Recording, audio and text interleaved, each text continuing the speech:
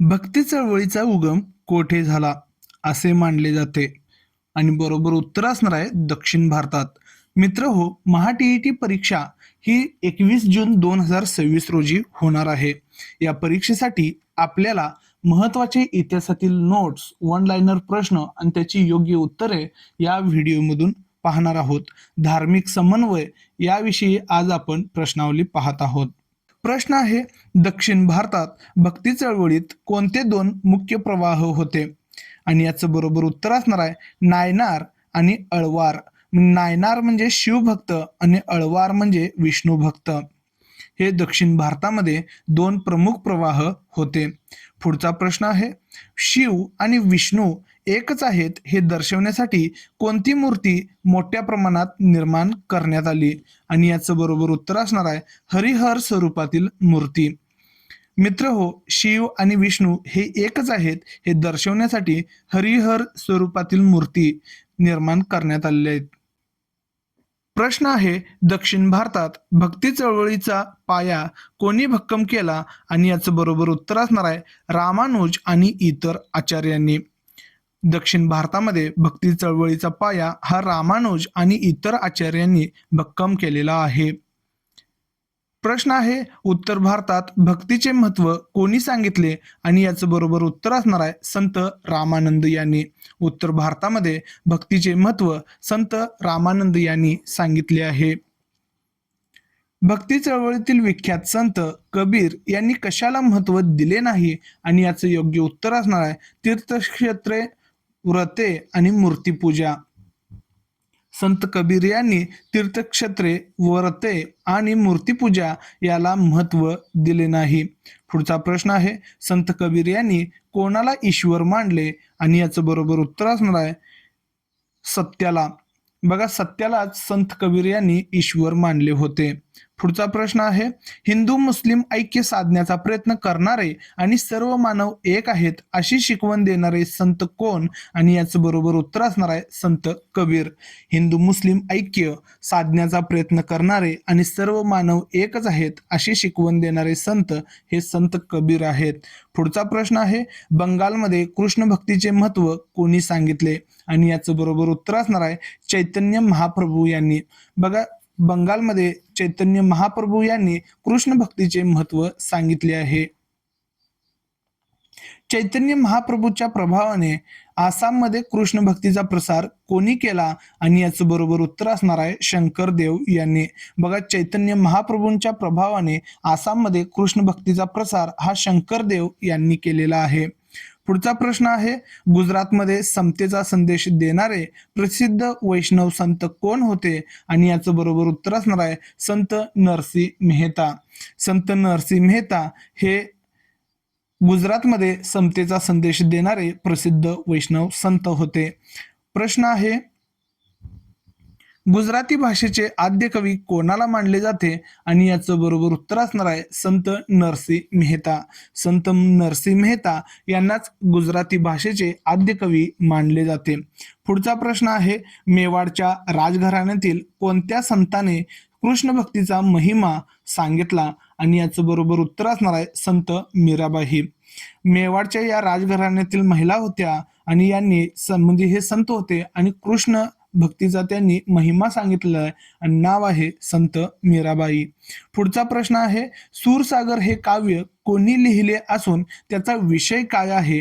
आणि याचं बरोबर उत्तर असणार आहे महाकवी सूरदास आणि याचा विषय आहे कृष्ण भक्ती. बघा, सूरसागर हे काव्य महाकवी सूरदास यांनी लिहिलं आहे आणि याचा विषय कृष्ण भक्ती आहे. रामचरितमानस हा ग्रंथ कोणी लिहिला? आणि याचं बरोबर उत्तर असणार आहे संत तुलसीदास. रामचरितमानस हा संत तुलसीदास यांनी ग्रंथ लिहिला. कर्नाटकात लिंगायत विचारधारेचा प्रसार कोणी केला? कर्नाटकात लिंगायत विचारधारेचा प्रसार महात्मा बसवेश्वर यांनी केला आहे. पुढचा प्रश्न आहे, काय कवे कैलास या वचनाचा अर्थ काय आणि ते कोणाचे आहे? आणि याचं बरोबर उत्तर असणार आहे श्रम हाच कैलास होय आणि हे वचन महात्मा बसवेश्वर यांचे आहे. काय कवे कैलास या वचनाचा अर्थ होतो श्रम हाच कैलास होय. पुढचा प्रश्न आहे, अनुभव मंडप या सभागृहाचे महत्व काय होते आणि बरोबर उत्तर असणार आहे येथे होणाऱ्या धर्मचर्चेत सर्व जातींचे पुरुष स्त्री पुरुष सहभागी होऊ शकत होते. काय प्रश्न आहे, अनुभव मंडप या सभागृहाचे महत्व आहे येथे होणाऱ्या धर्मचर्चेत सर्व जातींचे स्त्री पुरुष सहभागी होऊ शकत होते. प्रश्न बघा, महात्मा बसवेश्वरांनी आपली शिकवण कोणत्या लोकभाषेत आणि साहित्यातून दिली? तर याचं बरोबर उत्तर असणार आहे कन्नड भाषेमध्ये आणि वचन साहित्याच्या माध्यमातून. महात्मा बसवेश्वरांनी आपली शिकवण हे कन्नड भाषेतून आणि वचन साहित्याच्या माध्यमातून दिलेली आढळते. पुढचा प्रश्न आहे, महात्मा बसवेश्वरांच्या अनुयायांनी मराठीत लिहिलेला कोणता ग्रंथ प्रसिद्ध आहे? आणि याचं बरोबर उत्तर असणार आहे मन्मथ स्वामी आणि याचं म्हणजे त्यांनी लिहिलेला जो ग्रंथ आहे तो परमरहस्य नावाचा ग्रंथ आहे. मन्मथ स्वामी हे नाव लक्षात ठेवायचं आहे आणि परमरहस्य हा ग्रंथ त्यांनी लिहिला होता. पुढचा प्रश्न आहे, 13व्या शतकात महाराष्ट्रात महानुभव पंथ कोणी प्रवर्तित केला? आणि याचं बरोबर उत्तर असणार आहे चक्रधर स्वामींनी. 13व्या शतकामध्ये महाराष्ट्रामध्ये महानुभव पंथ हा चक्रधर स्वामींनी प्रवर्तित केला. पुढचा प्रश्न आहे, चक्रधर स्वामींचे गुरु कोण होते? आणि याचं बरोबर उत्तर असणार आहे श्री गोविंद प्रभू. बघा, चक्रधर स्वामींचे गुरु श्री गोविंद प्रभू होते. पुढचा प्रश्न आहे, महानुभव पंथाने कोणत्या भाषेला प्राधान्य दिले? आणि याचं बरोबर उत्तर असणार आहे मराठी भाषेला. महानुभव पंथाने मराठी भाषेला प्राधान्य दिलेले आहे. महानुभव पंथाचे महाराष्ट्रातील महत्वाचे स्थान कोणते? आणि याचं बरोबर उत्तर असणार आहे विदर्भातील रुद्रपूर. बघा, महानुभव पंथाचे महाराष्ट्रातील महत्वाचे स्थान हे विदर्भातील रुद्रपूर येथे आहे. रुद्रपूर. पुढचा प्रश्न आहे, लीळाचरित्र हा ग्रंथ कोणी संपादित केला? आणि याचं बरोबर उत्तर असणार आहे माहिमभट्ट. बघा, लीळाचरित्र हा ग्रंथ माहिमभट्टांनी संपादित केलेला आहे आणि हा जो ग्रंथ आहे हा चक्रधर स्वामींच्या लीळांचे वर्णन करणारा ग्रंथ आहे. पुढचा प्रश्न आहे, मराठीतील आद्य कवयित्री कोणाला मानले जाते आणि त्यांची रचना कोणती? तर याचं बरोबर उत्तर असणार आहे महानदबा आणि याची रचना इथे धवळे असं रचना आहे. बघा, मराठीतील आद्य कवयित्री हे महानदबा आहेत आणि त्यांची रचना आहे ती धवळे आहे. पुढचा प्रश्न आहे, शीख धर्माचे संस्थापक आणि पहिले गुरु कोण? आणि याचं बरोबर उत्तर असणार आहे गुरु नानक. शीख धर्माचे संस्थापक आणि पहिले गुरु हे गुरु नानक आहेत. पुढचा प्रश्न आहे, शेख महम्मद अविंद त्याचे हृदय गोविंद हे प्रसिद्ध वचन कोणाचे आहे? आणि याचं बरोबर उत्तर असणार आहे संत शेख महम्मद. बघा, संत शेख महम्मद यांनी हे प्रसिद्ध वचन केलेलं आहे. शेख महम्मद अविंद त्यांचे हृदय गोविंद असं त्यांनी सांगितलेलं आहे.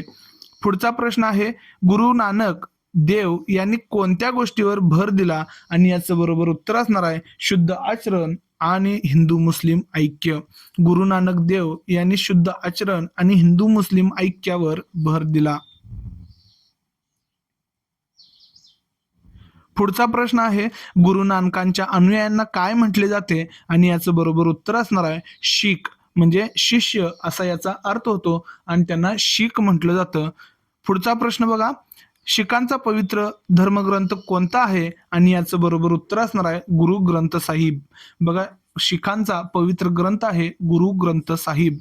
पुढचा प्रश्न आहे, गुरु ग्रंथ साहिब मध्ये स्वतः गुरु नानक यांच्या व्यतिरिक्त इतर कोणत्या संतांच्या रचनांचा समावेश आहे?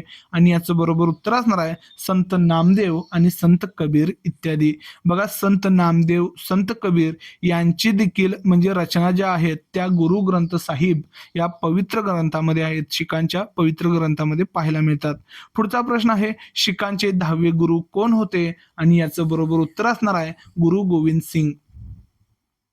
शीखांचे 10वे गुरु हे गुरु गोविंद सिंग होते. पुढचा प्रश्न आहे, गुरु गोविंद सिंग यांच्या आज्ञेनुसार शीख कोणत्या ग्रंथाला गुरु मानू लागले? आणि याचं बरोबर उत्तर असणार आहे गुरु ग्रंथ साहिब. बघा, गुरु गोविंद सिंग यांच्या आज्ञेनुसार शीख हे गुरु ग्रंथ साहिब या ग्रंथालाच गुरु मानू लागले. पुढचा प्रश्न आहे, सुफी पंथ हा कोणत्या धर्मातील एक पंथ आहे? आणि बरोबर उत्तर असणार आहे इस्लाम. बघा, सुफी पंथ हा इस्लाम धर्मातील एक धर्म म्हणजे पंथ आहे. आणि या रिलेटेडचा जो प्रश्न आहे तो 2018च्या टीईटी परीक्षेला आलेला होता. पुढचा प्रश्न आहे, सुफी संतांची मुख्य श्रद्धा काय होती? आणि बरोबर उत्तर असणार आहे परमेश्वर प्रेममय आहे. प्रेम व भक्ती या मार्गानेच परमेश्वरापर्यंत पोहोचता येते. सुफी संतांची मुख्य श्रद्धा ही परमेश्वर प्रेममय आहे आणि प्रेम व भक्ती या मार्गानेच परमेश्वरापर्यंत पोहोचता येते ही श्रद्धा होती. पुढचा प्रश्न आहे, प्रमुख सुफी संतांची नावे सांगा. आणि यामध्ये बरोबर उत्तर असणार आहे ख्वाजा मुईद्दीन चिश्ती आणि शेख निजामुद्दीन अवलिया. बघा, ख्वाजा मुईद्दीन चिश्ती आणि शेख निजामुद्दीन अवलिया ही सुफी संतांची नावे आहेत. पुढचा प्रश्न, सुफी संतांच्या उपदेशामुळे समाजात काय परिणाम झाला? आणि याचं बरोबर उत्तर असणार आहे हिंदू मुसलमान समाजात ऐक्य निर्माण झाले. बघा, सुफी संतांच्या उपदेशामुळे समाजामध्ये हिंदू मुसलमान समाजात ऐक्य निर्माण झालेले परिणाम आढळतात. पुढचा प्रश्न आहे, भारतीय संगीतात कोणत्या परंपरेने मोलाची भर घातली आहे? आणि याचं बरोबर उत्तर आहे सुफी संगीत परंपरेने. बघा, भारतीय संगीतामध्ये सुफी संगीत परंपरेने मोलाची भर घातलेली पाहायला मिळते. पुढचा प्रश्न, परस्पर संबंध ओळखा असा प्रश्न टीईटी 2021 साली पडलेला होता. आणि तर बघा, प्रश्न आहे महात्मा बसवेश्वर कर्नाटक, तर संत मीराबाई राजस्थान मेवाड. बघा, आता हे राज्याशी रिलेटेड आहे. म्हणजे महात्मा बसवेश्वर यांचं जे राज्य होतं ते आत्ताचं कर्नाटक आहे, तर संत मीराबाई हे राजस्थान या राज्यातील होते, मेवाड येथील ते होते. ते राजघराण्यातील होते आणि त्यांनी कृष्ण भक्तीचा संदेश दिलेला आहे. रामानंद उत्तर भारत, तर चैतन्य महाप्रभू. आता रामानंद हे उत्तर भारतातील होते, तर चैतन्य महाप्रभू हे बंगाल प्रांतातील किंवा बंगाल मधील होते. पुढचा प्रश्न आहे, चक्रधर महाराष्ट्र, तर शंकरदेव. तर चक्रधर स्वामी हे महाराष्ट्रातील होते, तर शंकरदेव हे आसाम मधील होते. पुढचा प्रश्न आहे, संत कबीर भक्ती चळवळीत विख्यात होण्याचे कारण काय? आणि याचं बरोबर उत्तर आहे त्यांनी बाह्य कर्माऐवजी सत्याला ईश्वर मानले आणि जातीभेद आणि धर्मभेद मानले नाहीत. बघा, संत कबीर यांनी भक्ती चळवळीत विख्यात होण्याचे हे मुख्य कारण आहे. त्यांनी बाह्य कर्माऐवजी सत्याला ईश्वर मानले आणि जातीभेद आणि धर्मभेद मानले नाहीत. मित्रो, हा व्हिडिओ इथंच संपत आहे. तुम्हाला हा व्हिडिओ कसा वाटला हे कमेंटमध्ये सांगायला विसरू नका. आणि असेच अपडेट मिळवण्यासाठी चॅनलला सबस्क्राईब किंवा फेसबुकवर पाहत आहात तर फॉलो करायला विसरू नका. आणि यूट्यूबवर हाईप द्यायला विसरायचं नाहीये. भेटूया नवीन व्हिडिओमध्ये.